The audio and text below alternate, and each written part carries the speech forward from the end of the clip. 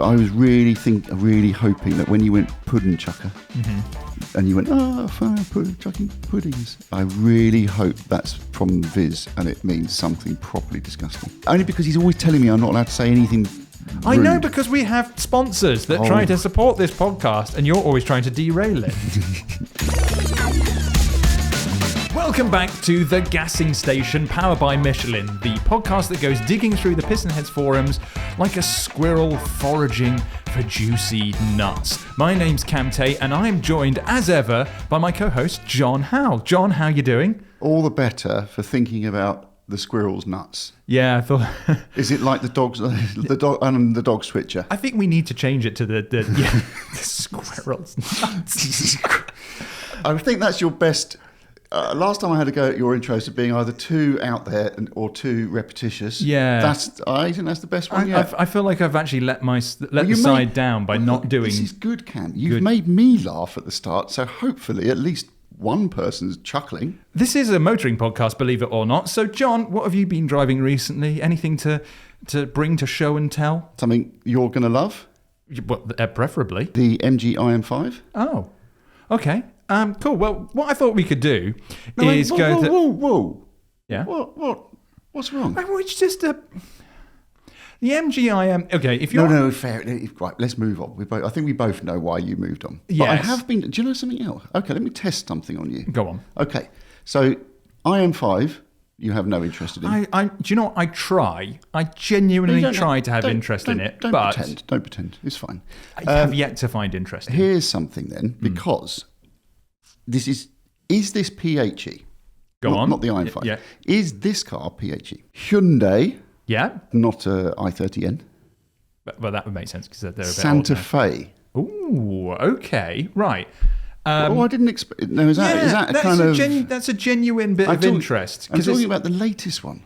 The Santa Fe is, if you're not familiar, it's their largest. SUV, right? 7 seats, big. Seater. I mean, they've always been massive, yeah, but also a little bit whatever. Yeah, I would say before you switch off or turn over to another podcast, please stay. Please, I think that, obviously large 7-seater SUVs not really kind of what we're into here, but if you had to get one. There's obviously some really good ones out there. We've talked a lot about the XC90 that we like quite a lot. I love the XC90. But the Santa Fe, ever since they started doing this kind of digital style / retro-y design, there's a lot of Hyundais. I look at them and I go like, yeah, that looks properly good. Sorry, Hyundais. And I think that Santa Fe is one of them. It's a little awkward from the backside because the rear lights are really low and it kind of tapers inward. So it kind of looks a little bit like a wagon that you would see in kind of like 1700s America. Somebody the other day was saying it was butt ugly. Yeah. And I don't think it is. Why. I guess, yes, I can understand why. But the thing is... It's not a beautiful car. So I parked outside my friend's house the other day. Right. And he always, whenever he opens the door, he always looks to see what car I'm in. Yeah. And he looked and went, is that a Defender? Because when you look from the side, it has... I mean, I don't really see the Defender. It's a large car with 4 wheels. Well, it's also... No, come on. There is a little bit... I did get what he was talking about. He goes... because it's square. They've gone down that kind of... Well, it's the latest theme, isn't it? Ever since the current Defender came out, yeah. People have started and then they've gone... Toyota have gone and brought to sort of slightly retro-y style, square box style for the Land Cruiser. And then they brought out this and it kind of... So it's trying to come across as that big sort of chunky... And in a slight way that the Chinese maybe get criticised for doing... copycatting. Yes. It feels like they've kind of blended a bit of Defender in with a bit of Land Cruiser to make it look chunky. I mean, obviously it's not chunky and to Hyundai's credit, it looks very much like its own thing, though. I don't agree that looks like a Defender in the slightest. Just from the side profile. From the side profile, it's blocky. I do get that, but it does look, because it has got that very like digitally Hyundai look at the moment, and I think this came out before the new Land Cruiser, because this has been out for a year now at least. I think maybe it's been out for a while. It's quite. I think it looks quite American. They came out. Yeah, it does look quite American, but then in a cool way. Yeah, not in the kind of Escalade type way. No. But that's the thing. I can't remember which one of these came out first, the Land Cruiser or the Santa Fe. Yeah. But they both came out at a similar time, and I kind of was quite excited about them. And I've never said that about Santa Fe before. No. Very worthy vehicle, but not exciting. What I liked about it, and I was genuinely, I get actually quite excited about driving these kind of cars. Not as excited as, I don't know, a Valkyrie or something. Yeah. But, cars that actually you could imagine owning one day because you had a reason to own them. Yeah. And then they get you excited. Is it a rare thing these days? Is it becoming rarer? I'm not sure.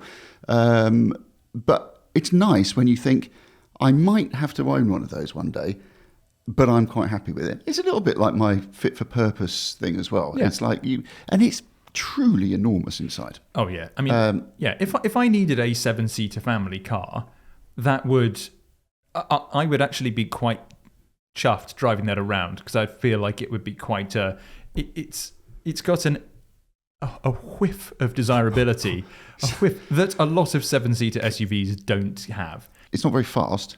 It's a hybrid. They never are. No, but it's fine. It does everything. But I just liked, and what can I?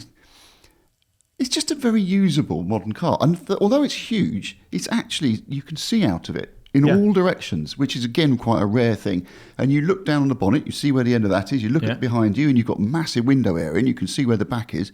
So it's kind of like actually a bit old school in that respect. It's quite a normal car to drive. You don't feel immersed in sort of huge, great pillars all around you and angled up at the back and which is disappearing, because it is massive. Well, the IM5 has barely any back window, so that's a kind of example of a modern car that's not very good in that respect. Oh, that's interesting. So on that note, I thought we could go and have a look at what's coming up for auction on PistonHeads auctions, because this is actually going to lead us on to our first topic. But I thought before we get there, there's always some really cool stuff on auction. So let's go and have a look at what's coming up. Come on, Cam, let's. Anything in particular that's caught your eye? Because I've definitely got some. Right, well, you said coming up. Yes. And obviously I always do the opposite thing that you said. You do, yes. So I actually went through the stuff that's already been sold. Well, okay, that's well, because that's okay. So what have you got? Well, some amazing stuff. And this one actually really has annoyed me because it's a car I would have actually bought. So how much do you think a 2003 996 Carrera? Now, admittedly, it's an auto. It's done 51,000 miles, which is quite low for a 996 these days. Yeah. The only thing that counts against it is the fact it's an auto, and also I wasn't a fan of the facelifted ones. I see. So right. Yeah. Although they have the bigger engine, I actually quite like the original pancakey lights. I saw this, and I was looking through the pictures, and the interior. I mean, a lot of these 996s, you look at, the interior looks like, it's being used for some form of dogging or something. Yeah. But this one, the leather looks as fresh as anything. So I was like, what is the price of these days? It went for £14,472. That's for really a good value.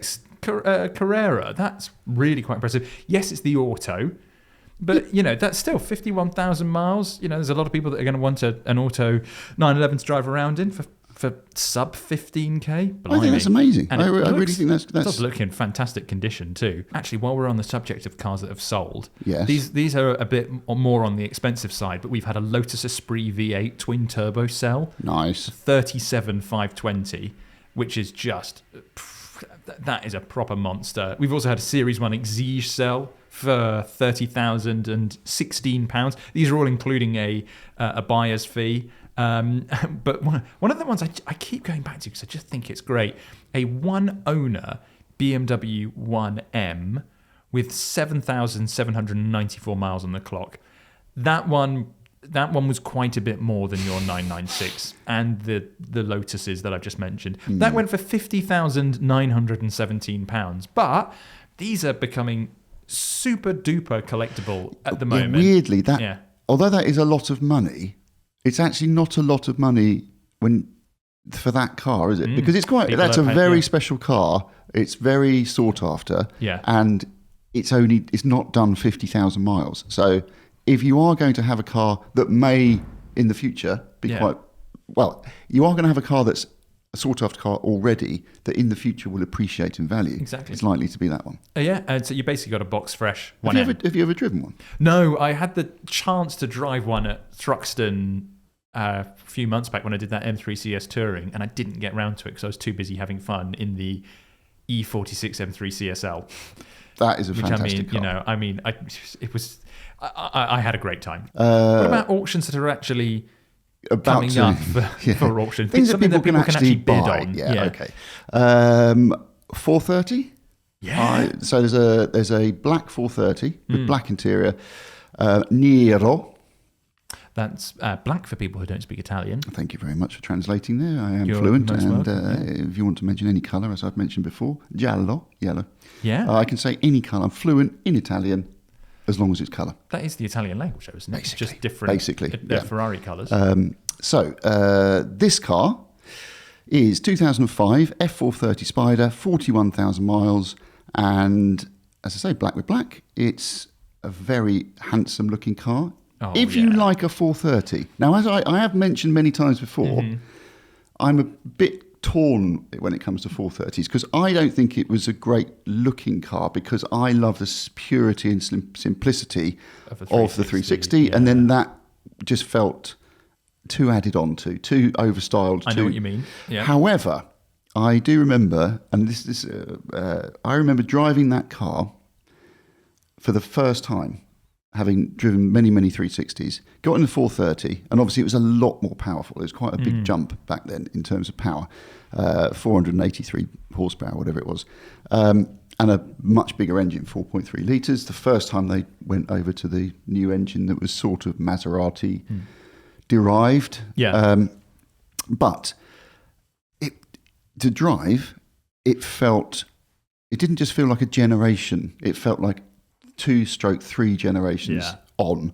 And I remember thinking, the 360 to me is 100% perfect. Yes. This, and I know the maths doesn't work, is just 130%. Wow. So, the 360 is still perfect. It's just, this is even more perfect. But yeah, and it just, it had so much grip, the electronic differential, the braking, the power, everything about it. And actually the noise was also, it was much more sort of guttural. The 360 was a screamer, whereas this was sort of, it was, I don't know, it just had a more depth bassiness to it. It's funny you bring this up because last night I was flicking through Instagram and I came across a reel of a guy who was just driving it was a manual 430, bloomin' rare, and he had a camera just positioned over the gear shifter. Used to do the manual. They've sold very few of those. Very few. And the noise, so it was just him changing gear and the noise of him driving, so you couldn't see out the front. I think I watched that clip 20 times just on repeat because the noise was astonishing. And I remember hearing a Scuderia up close probably about 10 years ago, and it destroyed my eardrums in the best way possible. Complete other end of the spectrum, we have a Range Rover Classic LSE Firestorm by LRA. This is a... I saw that. That's... Do you know what I thought that was a Land... When I first saw it, I thought it was a Land Cruiser. But a really cool... I guess because it's been heavily modified and done and chopped properly. Up a bit, in kind of in like no bottom valance, skid plates and all that kind. It just looks much more safari. Yeah, exactly. For some reason maybe it's just in the places I live because I don't really see it anywhere else. But the last two places I've lived, I've always had neighbours or people nearby who have proper off-road spec Land Rover discos, right? You're talking properly jacked up suspension, and they're usually kind of spray painted in some strange colours, and they're properly ratty, but they are for serious off-roading. This thing looks like it kind of has that in mind, but it's been done on a much higher budget. This is something that will go off-road properly. It has spotlights both on the roof and in the grille. It's massively jacked up. Actually, the car I was going to end on leads us very nicely into topic one of today.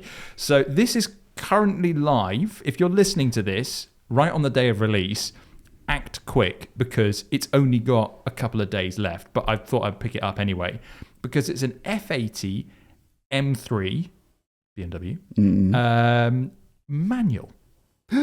So, which is extremely rare. Because is that rarer than the 430?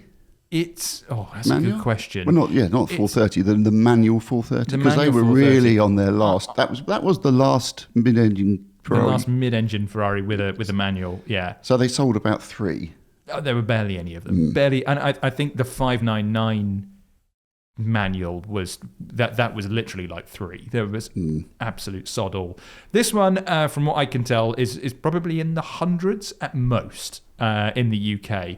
It's extremely, extremely rare.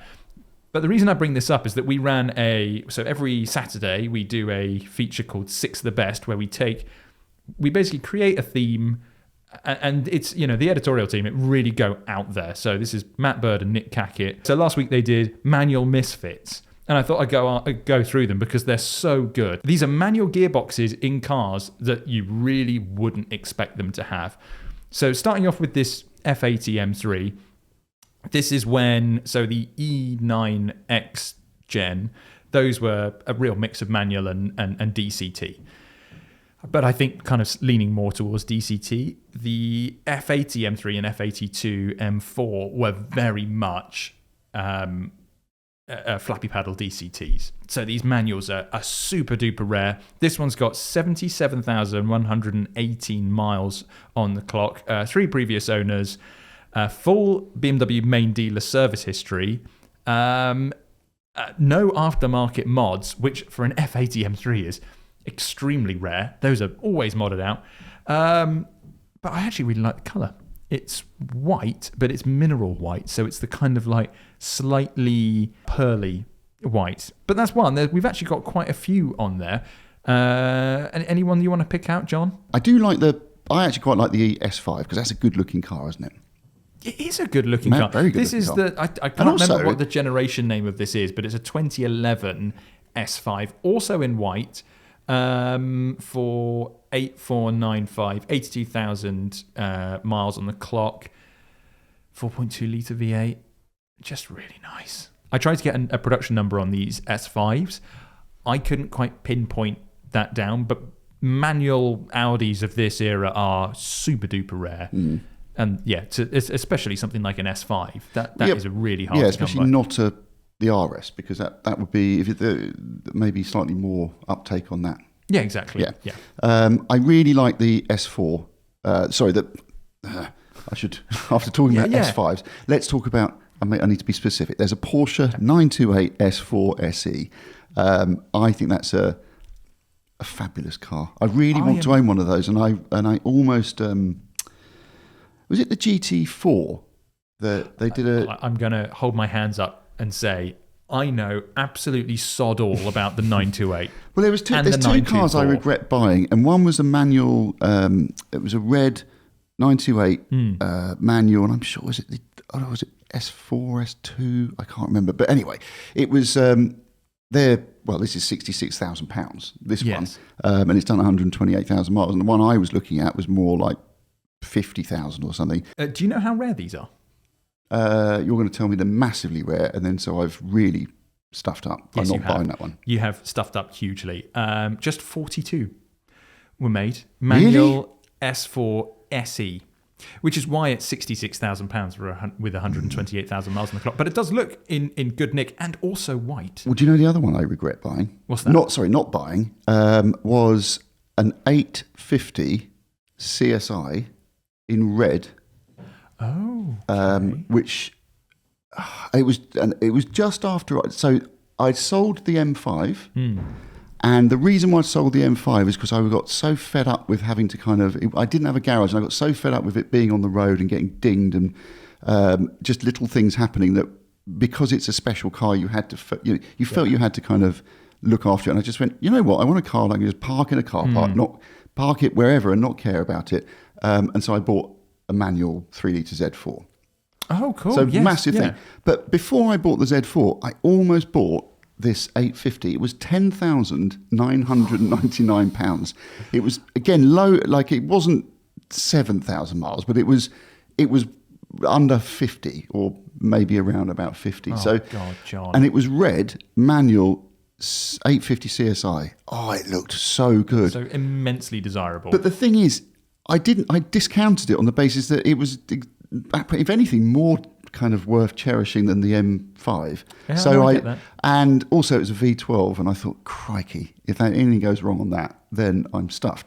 So I went, no, £10,000. What are they worth now? A lot more than 10 grand. Yes. And that's the one that the one that the V12 was not related to the McLaren F1 V12, but also related to the McLaren F1 V12, which is I've never really fully understood. Well, it's the same family, but massively changed. I'm sure if you put equal length headers on that, that would still sound unbelievable. Another really obscure manual car. The reason I brought this list up is because most of the cars on here I didn't realise were offered with manual gearboxes.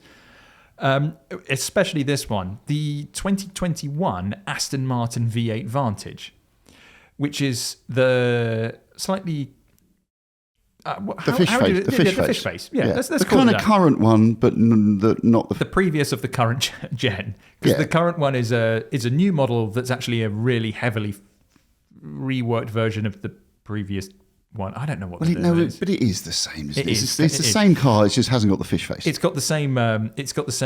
Fuel filler cap problem, because when I had one for PH Favorite Car of the Year last year, and I went to go and fill it up one day, and I opened the filler cap, and the filler cap just recessed into the body, and I couldn't get it back. They all do that, sir. They all do that. Well, the great thing was that I went on YouTube and I thought, oh, God, this is a brand new car. This was a Sunday as well, so there was no one around that I could call on to help me out. I thought, oh, God, and I had to fill it up. So I went on YouTube and I was like, it's such a new car, no one's going to have a problem. But it had the same problem as the old one. And there was a video on there for like 8 years before of someone going, yep, this happens all the time. Get a credit card, flick it out, which is exactly what happened.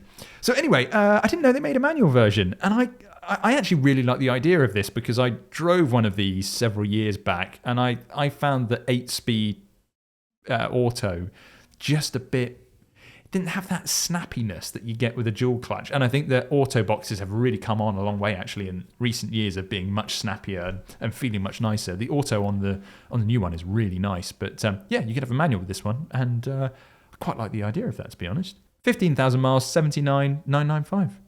Yeah, I'm up for that. I like it. Yeah. Well, don't like the fish face. Never like. The only thing I really don't like about that car is not the design; it's the interior design and the buttons just everywhere. Can I talk about car? Please. You sure? Yeah. So one of the cars on that 6 of the best manual misfits, I've owned. Not the very car, but the model. Oh yeah. It was the XJR X300 manual. This is wild because we're going to get onto something in a bit about whether it should be a manual or not. We can talk about that. How I came to own one of these cars. So I at the time I was selling Jaguars and I was selling these cars, these very cars. But I used to go to the auction a lot. I used to love just hanging around at the car auctions. Yeah. My local one was Enfield, but I used to go to other ones from time to time. And sometimes I'd be buying cars from them for myself, not for work. And other times I'd just go down just to see what's about. I used to quite like going to the cafe and having egg, sausage, chips and beans. So it was in the week. It was like a Tuesday. And because I was a salesman, I worked Saturday, so I would get the day off in the week, and my day off was Tuesday. So I'm down there just having a look round, and I see this X300. Now, this is quite a new car, relatively. It was the one I ended up owning was 3 years old at the time, or just slightly because it was out of warranty, slightly more. It done 30,000 miles, and it was a manual, British Racing Green, with what they called the classic interior. So the XJR as standard came with the sports seats and dark wood, dark bird's eye maple wood. And it had all the sort of chrome and bits and pieces deleted. Yeah. But then you could order the classic pack, which was the burr walnut woodwork and the lighter interior. It was sort of, instead of it being stark black and grey or something, it was a more softer two-tone. And it had all the chrome work around the car as well. So This car was clearly what I would term the gentleman spec. Yes. Some chap, and it did actually turn out to be, it was a good posh fella in a nice part of London. And you could see it was a London car because it had a few little dings down the side, but nothing major, but just a few little dings. Anyway, so I looked, didn't really pay that much attention to it. Then they started it up and I paid a lot of attention to it. In fact, the whole auction hall paid a lot of attention to it because it clattered and clanged and it was like everyone was going, oh my God. Yeah. Well, my little brain, because I'd worked on these cars, I knew exactly what the problem with this car was. It was the timing chain. Okay. It was timing chain tensioner, to be specific. Now, there were two in that car. The upper one, really easy, 2 bolts, pull it out, put the new one in. Yeah. The lower one, a little bit more difficult. In theory, you have to take the timing chest off to replace it. Either way, one is like 50 quid and the other one is a few more quid. There is a fix too. Okay. There is a cheat. Instead of having to take the timing chain off, the chest off, you can do it, but it's... Anyway, I won't go into that. So anyway, this went into the auction hall, and let's say the auctioneer went, who will give me 21,000? 21,000, and it went tick, tick, tick. Okay, 18,000, 17, deathly silence, because obviously the car's now switched off, because that wasn't deathly silent. No one wanted to know about it, and it went down to £15,000, and then somebody sort of, kind of gingerly put their hand up. He went, right, whoever, whatever you are. Didn't bang his gavel because it went sold provisionally, carry on. So I thought, hang on a minute, that's never going to sell because it's so far under the value of the car that the leasing company, whoever's selling it, is never going to sell it for that. However, it might sell for that sort of money the next time, and it will go through again. So I went back home, said to my brother, don't fancy going hard on XJR, do you? He went, no. I said, I think you do. Anyway, I told him all about it, and I said, look, I promise you, this car will cost naffle to fix, and it's worth a lot more. So I went back down, and sure enough, there's the car again, waiting on the Thursday to go through, or Saturday. Comes into the auction hall, same thing, car starts up, clatter, clatter, clatter. Everyone looks terrified of it. Auction bidding starts, tick, tick, tick. I paid 15,100 for it. So this car, I can't remember, its probably book value at the time was 21,000. Right. And it was, and bear in mind, it's a 30,000 mile car. I repaired it. We did some paint work just to tidy up the door dings and bits and pieces. And it was immaculate. Beautiful car, full service history, everything else. And I was only about 21 at the time. I was quite young. Oh, 21 to own an XJR is cool. And also, but not like one from 20 years ago. Yeah. It's the current car. Current XJR. So it was an experience. I ended up selling it to the trade.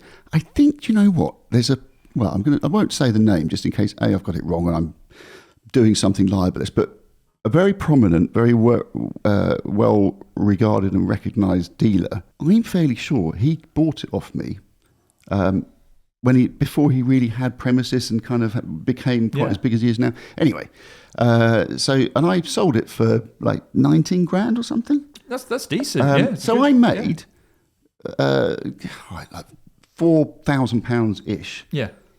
Less a few little costs. To mess around in an XJR6 for 6 months. Amazing. And then made some money. And now look at this. We are a couple of decades on. This one here is 158,000 miles. So it's been used. £19,950 because these manual cars are properly sought after now. All I'll end on is we've got a Renault Sport Megane 280 coming up for auction. This is so it's 2019, so it was the last of the RS Meganes. I didn't know they did this in manual. I thought they were all flappy paddle, but clearly I'm wrong. They've done one. It's going up for auction by the time that you listen to this podcast, I believe. Comments. So, Jacko says, some cars suit a manual, some suit an auto. I wouldn't want my Jag XJ as a manual, wouldn't want my Fiesta ST with an auto.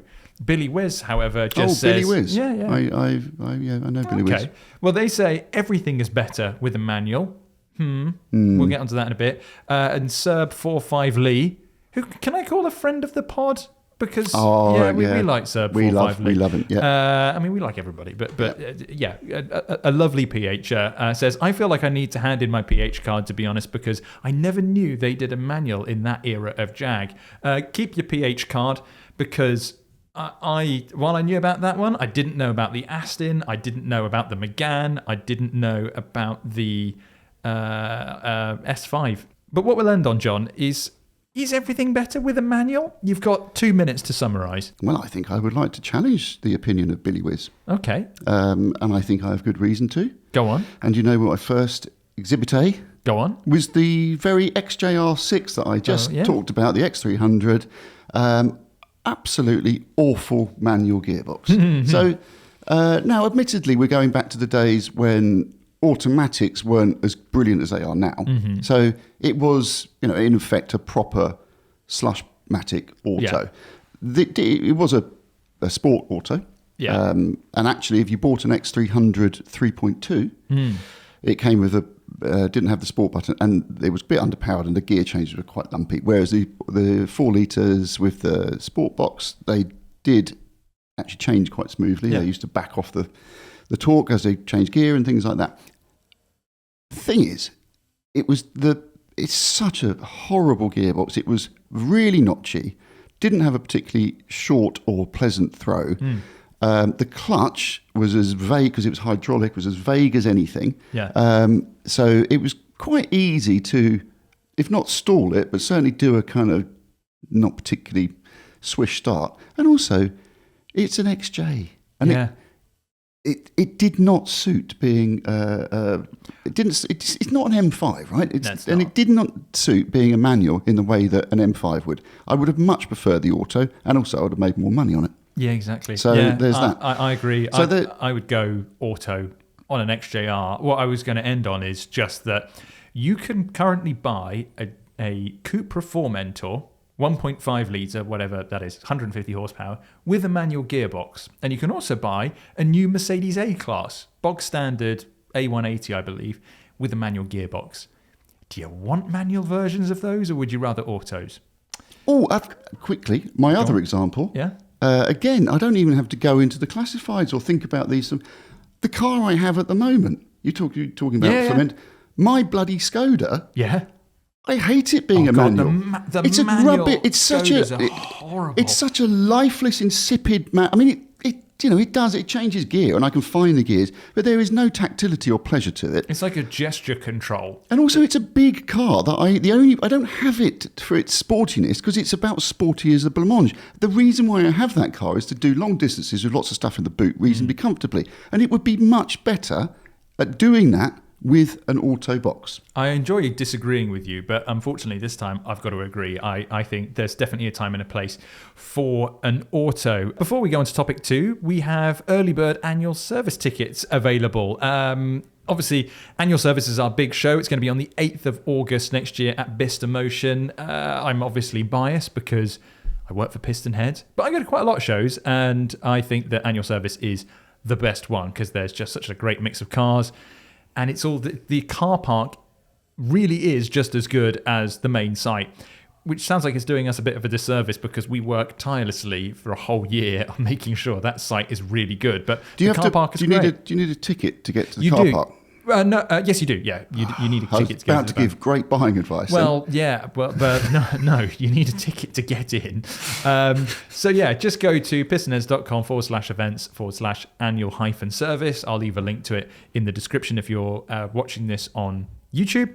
So yeah, let's crack on with topic 2. We're going to be going into a buying challenge, as we always do on this podcast. This one comes from SFT Wend, who says, the lease on my G87 M2 finishes next May, and I'm thinking about its replacement now, as if I buy a classic or convertible, it'll probably be during the winter, which is usually a good time to buy a car like that. Yes. What I really want is something that gains me entry to car clubs, as I enjoy the social side of ownership and organised events.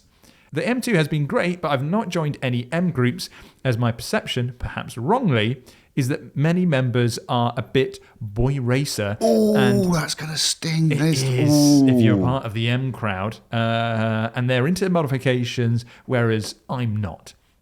That's SFT Went. I don't mind mods, but that's, I don't like mods. there's a time and a place for them.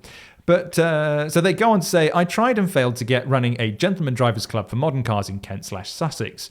So suggestions, please, as I'm really struggling. Some criteria, flexible budget, around 30k or so. Must be able to fit my 12-year-old son in the back, which is why I got my M2. Year-round usability and reliability, enough to do twice monthly 130-mile round-trip motorway/dual carriageway slogs. Doesn't have to be overly sporty, as I just bought my wife a Golf Mark 8.5 GTI, which is nice. High maintenance cost, palatable if depreciation is low. My only thought to date is a Maserati Gran Cabrio, which I assume has a good club, but will be high maintenance and high depreciation. John, you always have 1,000 cars, so let's kick off with you. What have you got? As always, Yeah. I've done it brilliantly. I've taken on board the essence. Now, the essence is, not my words, but the words of Wend. Yes. Can't remember the first bit, Wend. Wend has insulted the entire BMW M2 fraternity by calling them all a bunch of chaps. So I've taken the essence of that. The opposite of that is something classy and regal and elegant. And the budget was how much? 30,000. 30,000. Circa 30,000. I've come in well under that. And you cannot beat me on this. It's impossible. I have gone for a Bentley. A Bentley. And it's not, no, it isn't. No, you're thinking it's going to be a GT or it's going to be a Flying Spur or some such. No, it is not that at all. I would not be so predictable. So it's only 75 years old. That's within a century. It's only 75 years old. But within that, it could be the lowest mileage car out there. Because, and I don't mean total mileage, but per year, 75 years old, it's only on 66,000 miles. So that's less than 1,000 miles a year. That's just a run around the block every year. Exactly. And it doesn't have a VW V8 in it. It has the 4 4/4 litre Bentley straight six. Can you imagine the Bentley Owners Club as well? That's going to be so nice. That's not going to be loud music or modifications. It's going to be tea and scones and jam. It's it's finished in green over shell grey, which is like a silver with the green roof. Yeah. To be honest about it, you could see the Queen being chauffeured around It's in that. splendid, It's but it's not... It's got burr walnut picnic tables. Once again, John, you've found something marvellous but completely... Well, also, I think we should... It's got ignition, advance and retard on the steering wheel. I think we should bring things like that. People want interactivity from their cars, right? So, and they always just go manual. If you had the manual, and it is actually a manual as well, with ignition, advance and retard, your arms would never be on the steering. You'd just be constantly fiddling. Have you got anything a little more conventional? Okay, now, this I'm not sure about. Because it's a little bit more expensive than it should be. It's 35,000. We'll ignore that. And also, I'm not sure of it. It's a Ford Mustang and it's bright red and it's a GT fastback, obviously a V8, because I'm never going to buy or recommend a 4-cylinder Mustang. No. They were dreadful and also pretty much more pure, thirstier than the V8. I'm sorry for anyone who's in the mindset of buying a 4-cylinder Mustang. So yeah, this is a V8. It's the previous generation. So it's a 2016, 2017. Well, actually, I reckon this is the best generation of Mustang there's ever going to be. It's of the modern era. Because the new one, I don't like it particularly. The dark horse is strangulated for the EU and us because of emissions. But also it's the interior. I loved these for having the kind of analog dials and all that kind of stuff. Simple. Because it was like that felt like a Mustang. Anyway, I won't it's fine. The only thing I would say on that is that Mustang, there's a stereotype out there that Mustangs, whenever they leave a car meet, usually end up upside down and on fire. So when we're talking about the social scene... Yes. Well, this is why I'm just putting it out there. I'm not claiming that one. I mean, it's not the Bentley. If you're after Bentley, a Mustang, no, the Bentley's obviously cool. The Bentley, the 4 1/4 is obviously the one. Yeah, this is a contrast, admittedly, to the Bentley, but just I'm putting it out there. Now the other one. Yeah. I'm not going to labour this point because we've talked about it a million times, and we've actually had one or two come through recently. It's another Le Mans Blue BMW M5 E39. And it's I'm mentioning it because it's in the auctions and we don't know how much it's going to go for, but it probably will be within budget. Yeah, I hope so. Yeah. Because Wend is maybe a BMW fan in Yes. some degree because of the fact they've got the M2, but looking for something BMW but classy. Yes, if you're worried about that side of M ownership, you're not going to have that with the E39 M5. Everyone is just going to either ignore you thinking you're driving an old BMW or salute you thinking you're driving the best BMW. You're going to get a subtle nod of approval. You're going to get a... So, good. Good shout. 2015 Audi A4, RS4 Avant, 4.2 litre V8. Yeah. Boom. Wonderful V8. But this one is black with those nice... I quite like those. Do you remember the I don't know how you ended this slightly turbine-y almost. Yeah, with the kind of gold diamond turn bit around the edge. And anyway, I really like them. Again, I was looking at this car thinking, but is that along the lines of the M2? Is it because it's quite discreet looking and not as classy as the E39, but it's not a horrendously yobby car, is it? I don't think so. I think that Audis have become so yobby since that this one isn't quite as bad. 21 grand for that. I know, 21 and a half, but still well under budget. Yeah. 72,000 miles, 444 horsepower, so that quite is fast. Really nice. Quite fast. Damn. So that's good. And also, I'm picking cars that you can get people in the back of. Yeah, absolutely. Yeah. No problem with that. The car I would probably buy, but I'm going to discount this one myself because of the connotations. I really, really love the last generation of C63 with the bi-turbo 4-litre V8. Yeah. I think it's a brilliant car. Absolutely brilliant. Just does everything so well. Actually, surprisingly comfortable. It's got that beautifully tuned AMG suspension that has minimal wheel travel, but also actually manages to be more comfortable than your standard C-Class, I think. This is the one that because the first AMG I drove was the 4-pot 63, and I still haven't driven the V8, and I would give anything to try one because they're so cool and so desirable. Slightly flawed, gearbox not brilliant. But you just live with that engine. That's probably the car I would choose, but I'm going to assume that it's not going to be taken up. It's the S, by the way, so it's the more powerful one. £37,000, a little bit outside budget, do a little bit of a deal, and it's done 29,000 miles. Yeah. So, time to bring a Maserati in. I haven't mentioned a Maserati. He mentioned a Maserati. He did Maserati. And he mentioned the Maserati. He mentioned a Maserati. So, and I'm going to say no to that one. Yeah. The Gransport. Gran Turismo. Got a Gran Cabrio, yeah. Gran Cabrio. But go back a little further in time, I found a 2006 Maserati Gransport, so the 4200, but the slightly lighter, slightly more. I adore this car so much. And it's also in grigio. Can't remember the magenta. No, it's not magenta. It's silver, I think. It's the sort of mid-dark. The mid-grey. I mean, metallic. It's just perfection. Yeah, with red calipers. The Maserati Trident spoke wheels that were particular to the Gransport. And it's fantastic looking. 36,000 miles. You will need to have some money left over for servicing. But it's only 22,999. I mean, that's some budget. And also, we've been talking, they mentioned about depreciation. That don't mind high maintenance costs if it's going to stay rock solid. Obviously, we can't see into the future. Well, it's had last service of February 2025 at Greypool, so still main dealer. Yeah, and just had a clutch change in February 2021. Okay, so that's good. But and I quote, sorry. So she's ready and waiting for your enjoyment. Marvelous. The values of these have kind of been around the 20 grand mark for a while now. So I would say this is probably where they're at. This is kind of as potentially, not financial advice, it could go either way, might be as low as it could go, potentially. So I'm all for this. Is that the car you're putting forward? Well, possibly. Because what about a 1996 Bentley Continental R?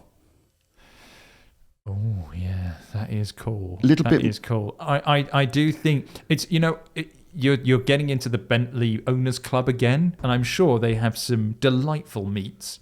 I'm not familiar with what they do. Pork and I imagine there's probably quite a high-end butcher who's got a Bentley. Yeah. That seems like a butcher's car. Yeah. However, I do think the Maserati fits the criteria better. Okay, so your choices, I'm steering you towards the Maserati.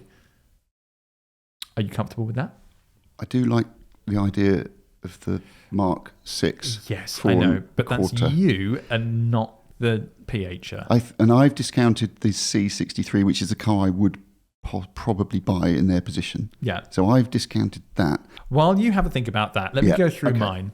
So when we were going through our auctions earlier, I wanted to save this one until now because we have coming up an Audi RS6 Avant C6. So it's the V10 twin turbo. V10s are strong. You've gone in strong. I've gone in big. This is... Is that dirty? No, it's just the way you said it. I've gone in big. Oh, yeah. Well, I mean, it doesn't get much bigger than a 5-litre V10 twin turbo. 6.75. Oh, yeah. V8. Mm. Oh, okay. So would mine potentially be less as well. Thirsty? Yeah, well, I mean, yeah. Running costs, probably not the greatest with a V10 RS6. However, 580 brake horsepower. This one's in black with a black leather interior, so it's actually more on the subtle side.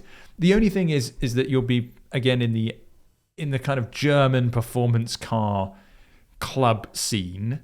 But you know what? I just kind of, before we go any further with this, when we're talking about the clubs, just come to a PistonHeads Sunday service because it's a bit of everything, and you'll be welcomed in with anything that's vaguely interesting. If you come in a Qashqai, you're more than welcome to come in. It's just we would just want to talk to you. But if you come in an RS6 Avant with 72,916 miles on the clock, and it does look really tidy, and also it's going to turn heads. And the thing is, Cam is right, because if you come to the PistonHeads meet, if you don't want to be with the fun crowd over there, which is that's fine, Cam's here. Cam will talk to you endlessly about model numbers of Japanese imports from 1994 to 1998. I know my my EP3 JDM. Yeah. Audi RS6 Avant, really cool car. And this one is coming up for auction, and I love it so much. If that's not to your liking, this one, I know you, John, you might take issue with an Alfa Romeo Giulia Quadrifoglio. Do you want me to get started? Twin turbo V6, 503 brake horsepower, so big power numbers I'm bringing here. This has when it's running on 6 cylinders, yes. This has got serious, like my RS6, serious kind of everyday supercar potential. It's an achingly cool looking car. This one slightly more on the subtle side. It's in black with a black leather interior. Actually, no, I lied there. It's a part leather interior because the center of the seat is suede. 52,000 miles, 31,995. We could have an argument a bit along the lines of the one we had about the GR Yaris. I'd like to change my opinion. Oh, really? I was going to say... Have you realised your error of your ways? I have. Excellent. Well, my powers of persuasion have become quite supernatural. Well, I said it was black, whereas it's volcano black, which I believe has actually got more of a slightly bluey tinge to it. What? So I haven't persuaded you that you're an idiot? No, otherwise it's a fantastic car. Looks great, sounds great. What more do you need to know? How do you like your brakes on a really 500 horsepower saloon? Well, do you like them when the pedal is firm but progressive and you can meter them accurately, the pedal pressure just up until the point of, say, ABS locking, but then not into ABS locking, so you maximise your braking and feel the pleasure of that in every turn? You lost me the moment you started talking. Or do you like a brake pedal that's like the Citroen DS with a mushroom button on the floor that you press and it was either on or off? Do you like brakes like that? An expression pad. Yes. So I'm not going to go any further than that. Just going to, oh my God, I've just seen the next one. I knew you were going to be difficult, so I thought... You are just deliberately now finding cars that are going to get me exercised. Yeah, I thought I'd really wind you up today.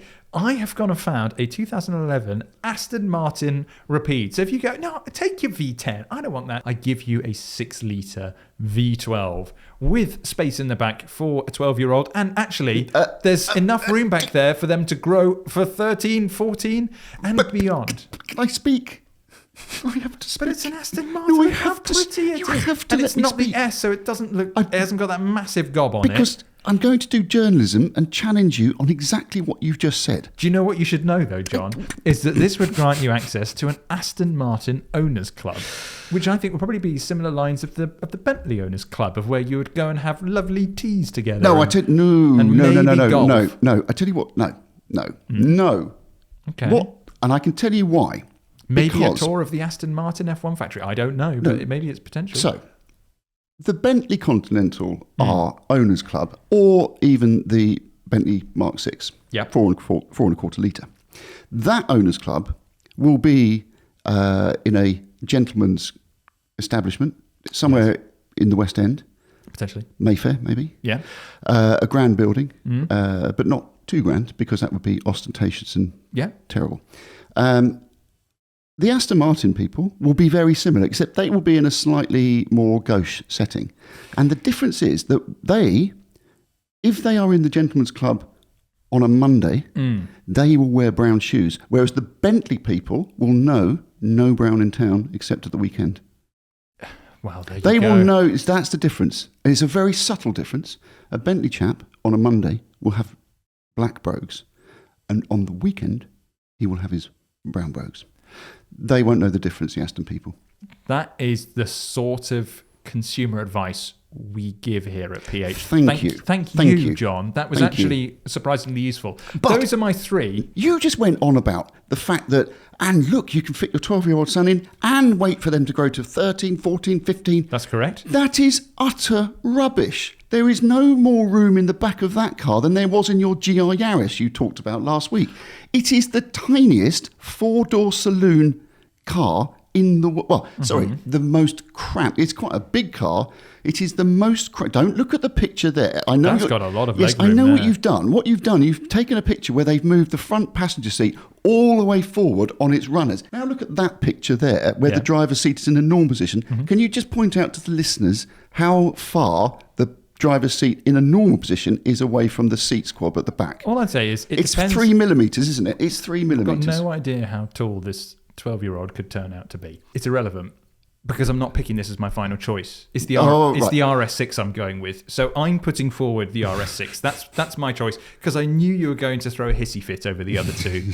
And really, I think that RS6 is potentially a little underloved. I think they're dead cool. And yeah, why not? Just ignore the going to the ownership club stuff. Come to a PH event. We hold them once a month. And we go to all different places on a Sunday. Come along and bring your new RS6. John, have you decided which car you're going to go with yet? I've decided to go for the Continental R because when, as mentioned, Maserati will be aware of Maserati. If I've spoken about the Maserati, they'll go, oh, actually, that's quite a good idea. Yeah. Whereas they might not have thought about a Bentley Continental R. Fair. Well, those are your options. So if you liked John's car better or my car better, you can actually vote on it if you're listening to this on Spotify. I always leave a little kind of vote that you can go down and tick on. Or I'll put up an article about this on the PistonHeads homepage. You can let us know there. And I'll even leave a link to the topic so you can go in there and submit your own choices. Can I want. How do I bribe people on the voting? Because it's like, when the BBC had the voting scandals and they were... don't you remember that?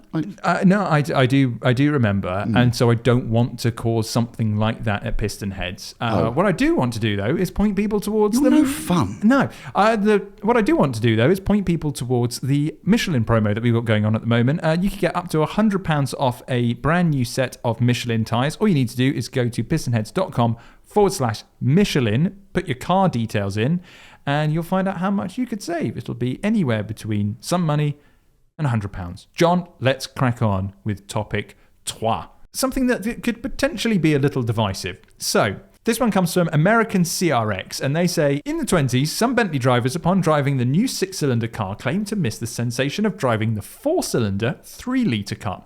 Bentley released the 4.5-litre for those drivers. After going from a GTI to a 911 and an electric car, I presume, I think the rumble and vibration of an inline-4 was a big reason I enjoyed the older car. Does anyone else think that fewer cylinders contribute to the character of an engine?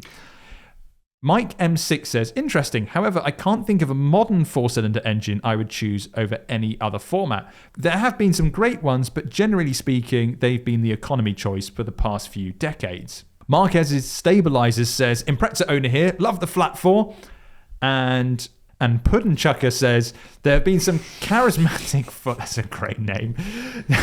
There have been some charismatic 4-cylinder engines, Honda S2000, Impreza Turbo, anything raughty and Italian from the 70s and 80s, but I'd rather have a 6-cylinder as a minimum. 5-cylinder as a push, think Audi UR Quattro. Modern 4-cylinder engines just seem a bit anodyne. Do you know what I was thinking when you said that? It's a nuanced topic, this. What are you thinking? I was really hoping that when you went pudding chucker and you went, fire chucking puddings, I really hope that's from Viz and it means something properly disgusting. Only because he's always telling me I'm not allowed to say anything rude. I know, because we have sponsors that try to support this podcast and you're always trying to derail it. So when you first explained this topic to me, I was like, that's a really tough one, isn't it? Because very hard to think of 4-cylinder engines, but actually it's not quite how you explained it. Technically, he's not saying are there better 4-cylinders than more cylinder, yes. And he's saying are there any other examples of when fewer cylinders is so it's actually better, and it's the sensation of a 4-pot, because it's not, we've said before that a straight 6 is inherently smooth and silky, whereas you go to a 4-pot, it's going to be, no matter what kind, it's always going to have a slight gruffness to it. But they're saying they actually prefer that in some instances. Okay, so because I was going to say, as I've said before, I would always have a 124 Mercedes or something with a straight 6. Yes. Or I much prefer that era than the V8.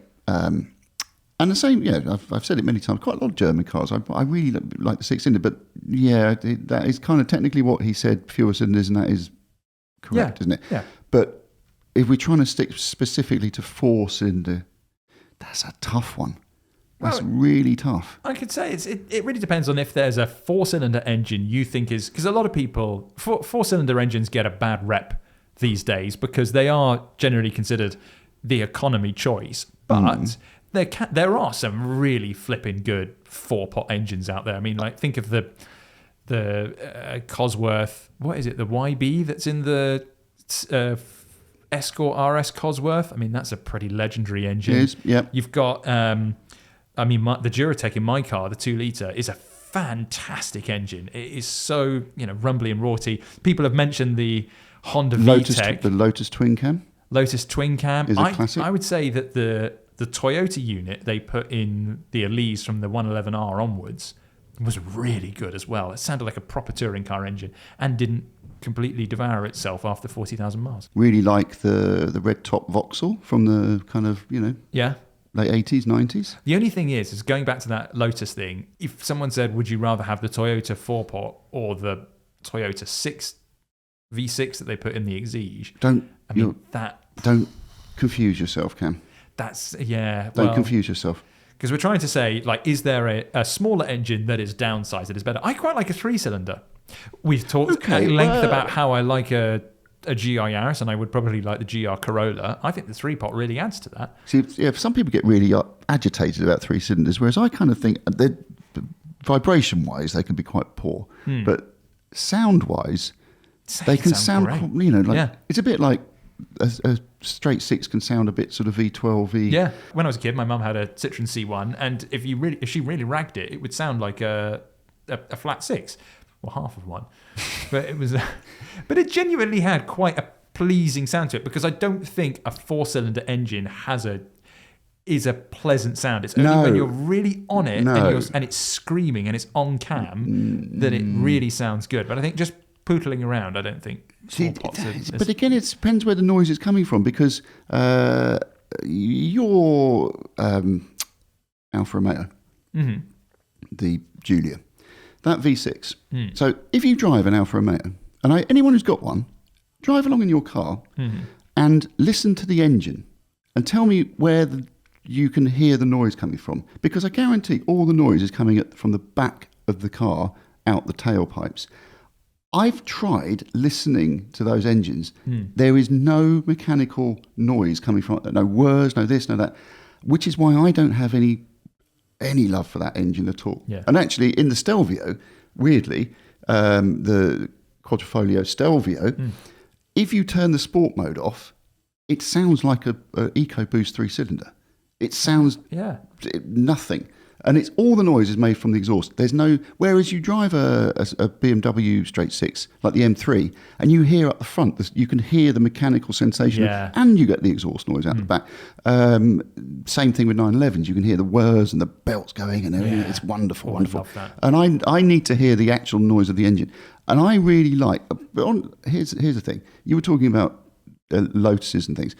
Imagine, I don't think I'd want, say, like a Series 1 Elise that didn't have a 4-cylinder engine. I don't really mind which 4-cylinder engine it's got, but because it wouldn't be an Elise, it wouldn't be a little lightweight car, would it? With the lightest possible engine.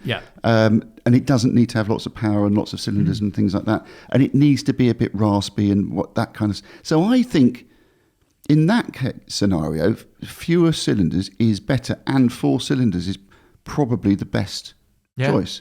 I think the 16-valve 2-litre in the like the 280 trophies or 275 trophy Renault is a beautifully. If you actually listen to that and you rev it all the way. This is why I disagree with what you're talking about. Rev that all the way through the rev range, and it's actually really quite mechanically a beautiful engine. I mean, within, and obviously 4 cylinders have their inherent issues, but it's actually quite a sweet car all the way through the rev band. There's no rough bits up through it, and I would say it's similar with the Honda VTEC in the current Type R turbocharged one, and then obviously the non-turbo, the naturally aspirated VTECs. Oh, what phenomenal 4-cylinder engines! So particularly the latter naturally aspirated VTECs, because the EP3, when I drove that a couple of years ago for PH, that was properly gutless until 5. And then it really started to actually wake up. You had to be really at the top of the rev range for it to actually move.